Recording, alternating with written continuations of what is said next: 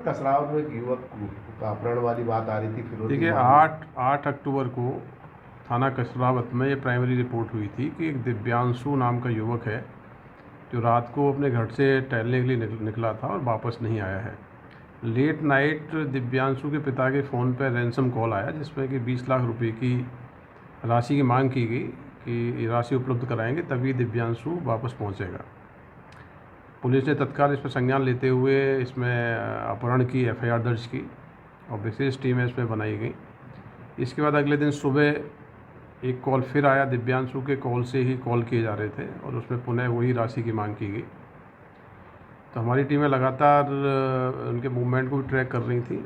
जहाँ जहाँ से लोकेशंस पे कॉल आ रहे थे उसमें पूरा टेक्निकल टीम उसमें इन्वॉल्व थी।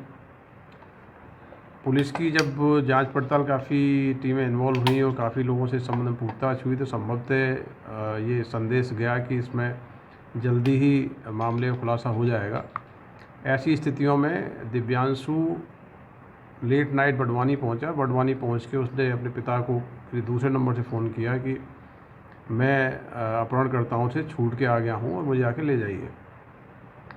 बड़वानी पुलिस को तत्काल सूचित करके दिव्यांशु को हिरासत में लिया गया और उसको हिरासत में लेने के बाद मेडिकल के बाद उसे लगातार पूछताछ की गई। पुलिस को जो उसने प्राइमरी स्टेटमेंट दिया उसमें उसने यही बताया कि जब वो टहलने के लिए निकला था तो 2 लोग आए और उसके बेहोश करके उसको रखा गया और उसके बारे में उसको कोई जानकारी नहीं है।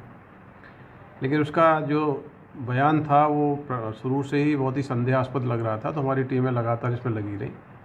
टेक्निकल इनपुट्स के आधार पर जिन जिन लोकेशंस पे इनका मूवमेंट हुआ था और जो कॉल्स हुए थे उसके आधार पे इंदौर से एक युवक को पकड़ा गया जो रजत पवार है।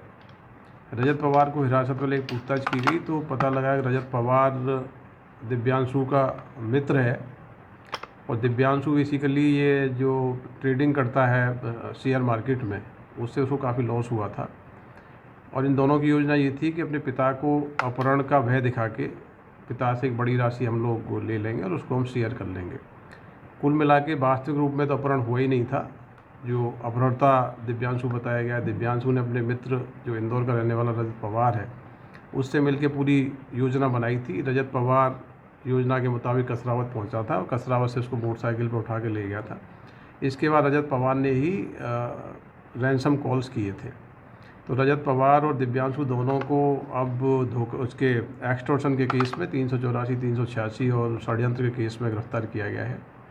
बाकी इन्वेस्टिगेशन की जा रही है। तो ओवरऑल ये किडनैपिंग का केस न होके अपने पिता से अवैध रूप से लाभ प्राप्त करने के लिए और पैसा बरामद करने के लिए पूरी योजना रची गई थी, जिसका खुलासा कसरावत पुलिस ने किया है। क्या शेयर मार्केट में घाटा होने की वजह से सर ये रची थी कहानी? हाँ, ये दिव्यांशु बेसिकली इसने अपने पिता से करीब 12 लाख रुपए लिए थे, जिसका इन्वेस्टमेंट शेयर मार्केट में किया था और पूरी राशि का नुकसान इसको हो गया था। तो उसकी भरपाई करने के लिए इसको उम्मीद थी कि पिता को यदि हम अपहरण की भय दिखाएंगे तो निश्चित रूप से पैसा उपलब्ध करा देगा, इसलिए पूरी योजना बनाई गई थी। कितने लाख रुपए मांगे थे? 20 लाख।